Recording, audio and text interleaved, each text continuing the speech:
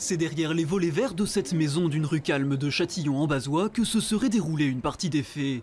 L'un des couples résidait ici avec ses deux plus jeunes enfants, deux garçons qui auraient subi violences, privations et abus sexuels. L'enquête vise une période allant de 2010 à 2017, mais pour l'avocat de l'un des mis en examen, son étendue reste à préciser.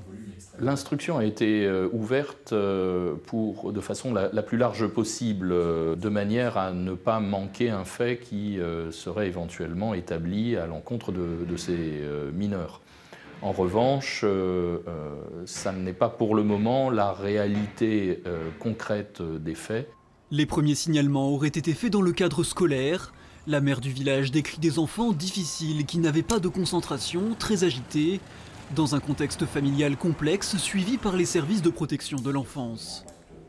Ce sont deux familles, en l'occurrence, et des fratries qui sont accompagnées depuis de longues années. Et donc ils ont été accompagnés traditionnellement par l'aide sociale à l'enfance au titre d'identification. Alors effectivement par des déplacements judiciaires et un travail d'accompagnement éducatif des services, donc, dont les derniers placements effectivement datent de 2017.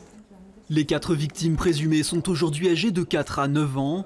Mais l'un des couples avait également 3 autres enfants déjà placés au fil du temps par les services sociaux. De quoi s'interroger sur le maintien des 2 autres garçons au domicile familial. Le département, lui, il suit ce que lui dit la justice. Il y a une enquête qui se déroule et nous, on est obligé d'être à ce rythme-là. C'est-à-dire qu'on ne peut pas anticiper, on ne peut pas soustraire. Tous les enfants sont désormais placés dans un environnement propice pour libérer progressivement leurs paroles. L'instruction devrait maintenant durer 18 mois, de manière à faire toute la lumière sur les faits et les responsabilités de chacun.